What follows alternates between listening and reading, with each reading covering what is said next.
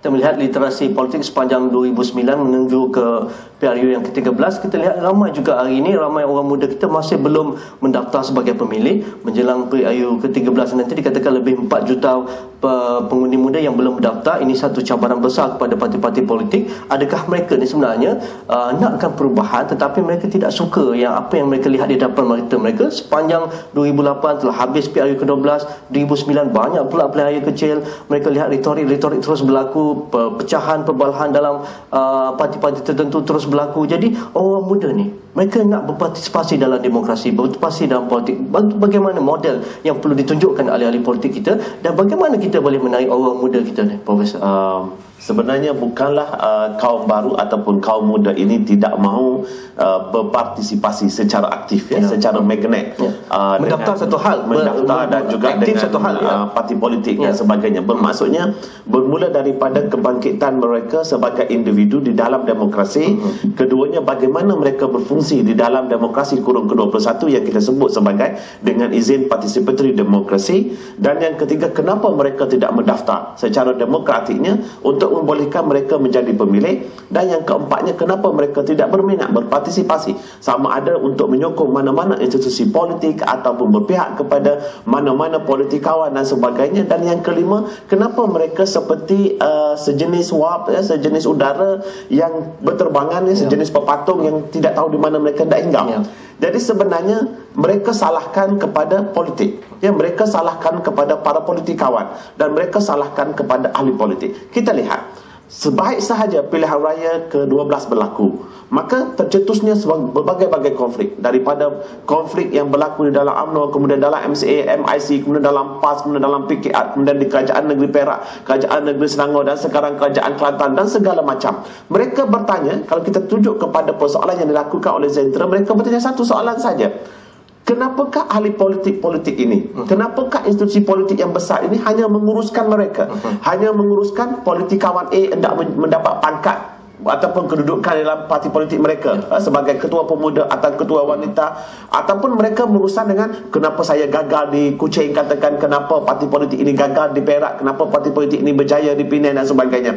Mereka bertanya satu soalan: kenapa mereka tidak mempedulikan kami, kenapa mereka tidak menguruskan kami? Sedangkan 64%, kalau kita lihat seperti mana saya sebutkan tadi pada rakan saya pun, mengikut kajian Zentera bermula daripada 2006 sampai 2008, 63% daripada lingkaran demografi pengundi ini adalah kaum neoproletariat. Yang saya definisikan bukan merujuk kepada sistem Marxis tadi, iaitu yang bergaji 4,000 ke bawah, iaitu yang bekerja di kilang-kilang setelah 20 tahun dasar industrialisasi, dasar perswastaan dan dasar persyarikatan kita dilakukan. Jadi kumpulan ini berada di kilang, bukan di universiti lagi. Sekarang saya tidak tolak bahawa yang berpartisipasi dengan politik secara aktif adalah mahasiswa universiti, sebab mereka mempunyai ruang-ruang untuk terlibat. Tetapi mereka yang bekerja di kawasan-kawasan pertanian, di kawasan-kawasan kilang dan juga sebagainya, kenapa mereka tidak berpartisipasi? Mereka salahkan kepada sistem politik yang tidak mempedulikan mereka. Sebab itu mereka tuntut lakukan hak sewa rumah. Pertama sekali 2008 tuntutan mereka ialah kami tak akan undi mana-mana parti jika mereka tak kawal hak sewa rumah. Sebab satu sewa rumah di mana mereka sendiri mencadangkan kepada pengkaji, mengatakan bahawa alangkah lebih baik kita mengambil model-model di luar negara sana, di mana kira ikut meter persegi. Jika 100 meter perseginya berapa rumah, jika 2 biliknya berapa harga sewanya. Sekarang kita biarkan dan mereka ini ditindas. Dan sistem public transport yang sangat teruk, kata mereka. Dan semua ini menyebabkan mereka jadi pepatung. Mereka jadi malas untuk berpartisipasi. Sukar ke Saudara Amirudin untuk berkomunikasi dengan pengundi, daripada kita memikirkan untuk mengekalkan kursi kita, mengekalkan kuasa kita? Sukar ke dengan dunia hari ini komunikasi lebih mudah dengan ada Facebook, Twitter dan sebagainya? Mereka nakkan sesuatu daripada wakil-wakil mereka, berusaha dengan mereka, tahu masalah mereka. Sukar pengalaman Cik Amirudin? Saya rasa tidak sukar, sebab apabila saya buka Facebook saya, kebanyakan ada pengundi-pengundi muda di tempat saya lebih minat untuk berurusan dengan Facebook berbanding daripada pejabat. Dan mereka mengetengahkan pandangan-pandangan dan mengetengahkan masalah-masalah persekitaran. Saya rasa ini satu penerokaan, dan saya rasa semua ahli-ahli politik muda di Malaysia ini sudah meneroka persoalan ini. Cuma saya nak sentuh tadi tentang soalan yang dijawab oleh Dr. Abu Hassan. Saya kira berlaku proses dipolitisasi kepada generasi muda setelah beberapa tahun yang lalu, terutama dalam era Dr. Mahathir apabila pengukuhan dan pengekangan akta universiti dan kolej universiti. Saya kira kalau mahu keterlibatan orang muda yang lebih banyak seperti ahli-ahli politik muda yang ditonjolkan oleh Pakatan Rakyat, kita harus membuka ruang ini dan kita menunggu jawapan daripada perubahan ataupun transformasi dalam akta universiti dan kolej universiti.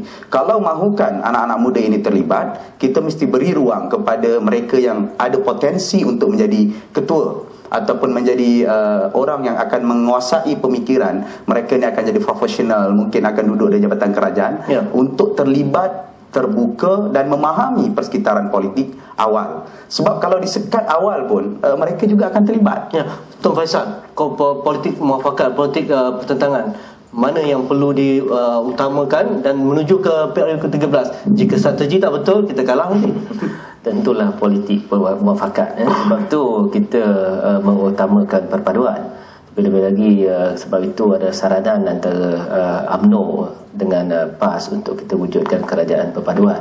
Sebab apa? Itulah aspek dia politik muafakat. Kalau kita boleh bermuafakat atas perkara-perkara yang rasanya membawa kebaikan kepada rakyat, apa salahnya? Saya nak sentuh pasal golongan muda tadi kalau boleh. Golongan muda pada saya mereka mencari-cari role model. Kalau role model itu menyebabkan mereka benci kepada sesuatu bidang, maka mereka tidak akan participate. Tapi satu psikologi tentang golongan muda, mereka tercari-cari. Kalau betul pencarian mereka ni dibimbing dengan betul, maka carian mereka dapat hasilan yang tepat.